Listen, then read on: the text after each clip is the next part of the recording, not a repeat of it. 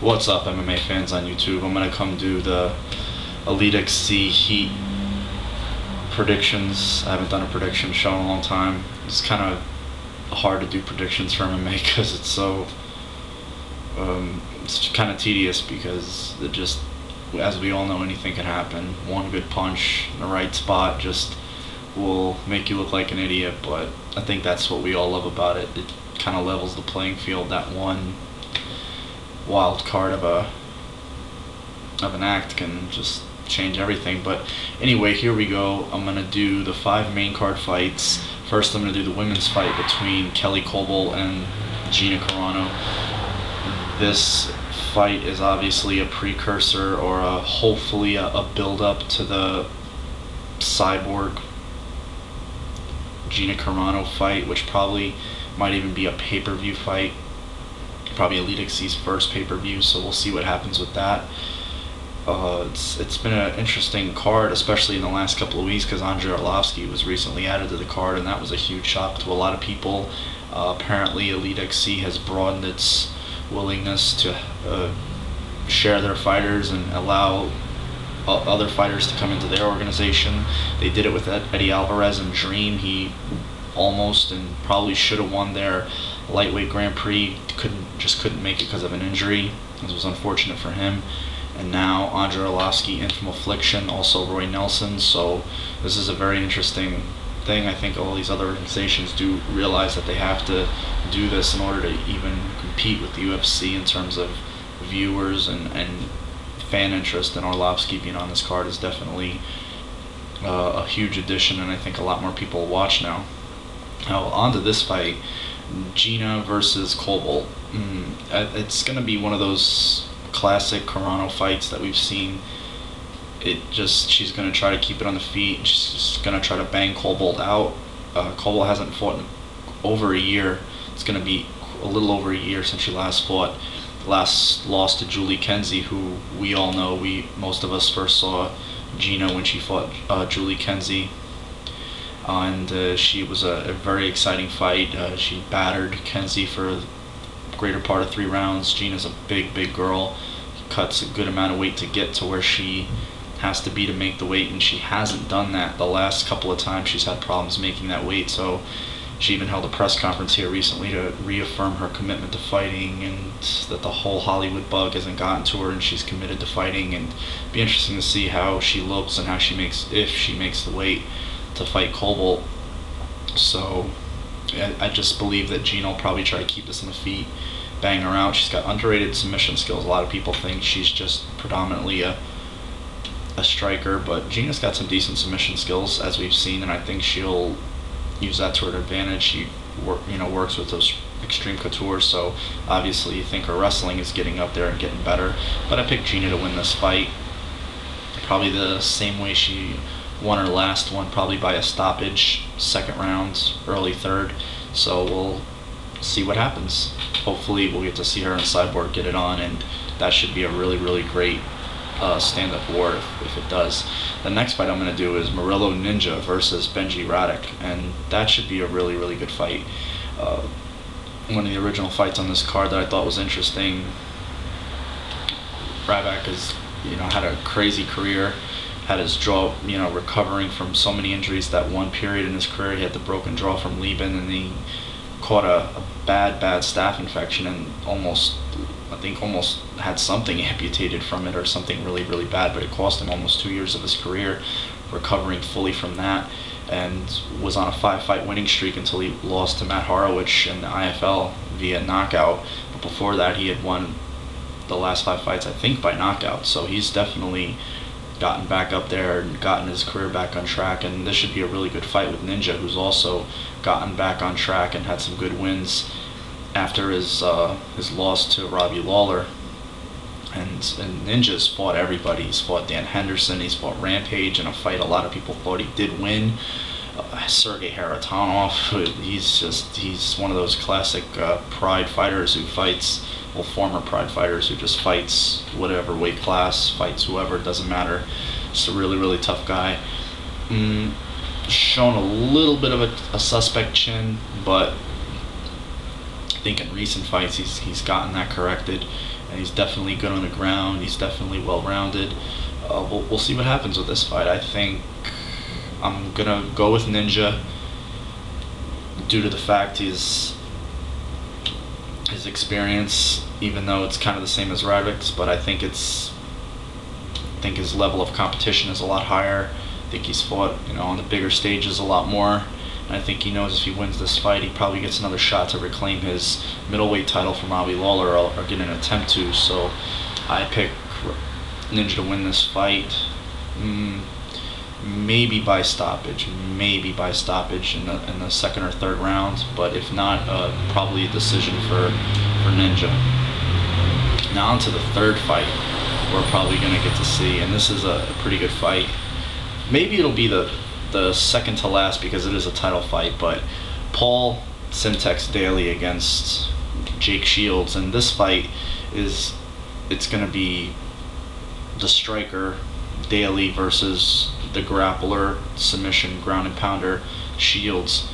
And I just don't think that Daly's going to make a fight of this. He is an explosive guy. He's got good punches. He's definitely got knockout power. I just think Jake Shields is just better than Daly. He's a lot bigger than Daly. He's a lot more seasoned. If you see the guys that Shields has fought compared to the guys that Daly's fought, it's night and day, and Shields has not gone past the second round in his last 5 fights, and in the 6th fight before that it only went into the mid-second, and they've been all stoppages, whether submission or ground and pound. So I think that this fight will go to the ground very, very quickly due to Shields wrestling, and he'll either pound Daly out or submit him pretty quickly, probably in the mid to late first round. So I definitely see Shields walking away with this one with little to no problem. Now on to the next fight, which is a fight that a lot of people are excited to see because it was added to the card late. Andre the Pitbull Arlovsky, former UFC heavyweight champion, taking on Roy Nelson, Big Country as he's otherwise known as, the only IFL champion until they've obviously been debunked. All their fighters kind of going here and there now. Some EliteXC, some Dream, some to UFC, some to WEC. So see what happens when an organization folds. It's going to be interesting because Nelson really hasn't fought anybody on the level of an Arlovsky ever. Kind of similar to Arlovsky's last fight with Rothwell, where everybody was kind of picking Rothwell as a dark horse to upset Arlovsky, especially. Everybody thought Arlovsky had lost a step or did something, something mentally happened to him after the TKO to Sylvia, and I think Arlovsky proved that was definitely not true. He's won his last 4, I believe it was 4 fights actually, 3 by stoppage, 1 by unanimous decision. So I definitely think he's back, and he definitely proved that against Rothwell, where you saw what you really wanted to see from him. He went deep into the fight. He mixed his striking up. You didn't just see Arlovsky want to sit, stand in a traditional boxing stance and throw punches, even though he did pepper Rothwell with a lot of shots. He threw kicks, leg kicks, high kicks, knees. He was just all over the place with his striking, and it definitely looked good, and the outcome was definitely what Arlovsky and his fans would have wanted, which was a stoppage knockout. And he's fighting Roy Nelson, a guy who's, all credit, won the IFL heavyweight championship, definitely not on the level of a UFC heavyweight championship, and it's going to be, I don't want to say it's going to be a quick fight, but I don't think it's going to go past the mid-second rounds, because Roy Nelson's strength is Arlovsky's strength, and that's striking, and I think Arlovsky's a better athlete, a more crisp striker, probably a more powerful striker, because he comes in with a lot more speed and just a lot more pinpoint accuracy. We all do know anything can happen, but I think Arlovsky knows it's going to be a nationally televised fight, and he's going to want to put on a big show and probably get this fight stopped quick, probably by a knockout, if not in the first, definitely in the second round, with probably a big right hand. Likes to feint that left and then just throw that big right, and we'll see what happens, but hopefully it is a good fight, and we'll get to see a good show. Now on to the main event, and this main event is really, really weird, and Ken Shamrock versus Kimbo Slice, Kevin Ferguson. And Ken, I don't know what to say about Ken. He, God bless him, and he's just such an interesting fighter. He just hasn't really realized his place, especially in the sport now, like you think he would like to, an aging fighter would.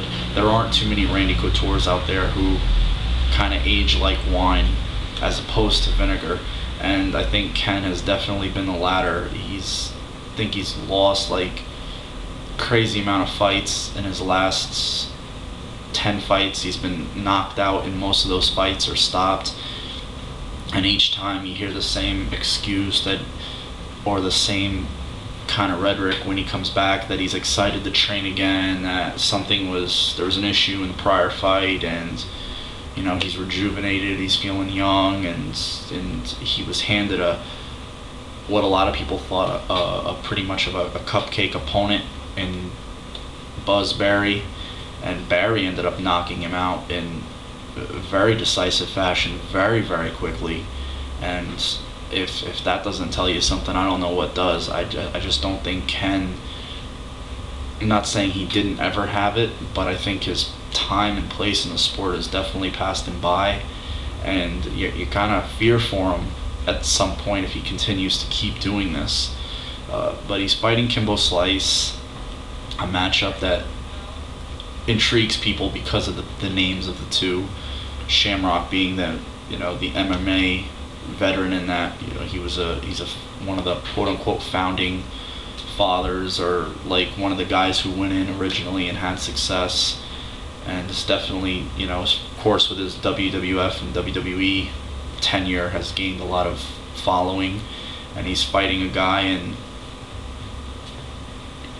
Kimbo Slice who gained his fame from internet street fights, and now in his last fight with James Thompson was definitely a controversial fight. Definitely earned Dan Miragliotta the most hated referee in MMA title.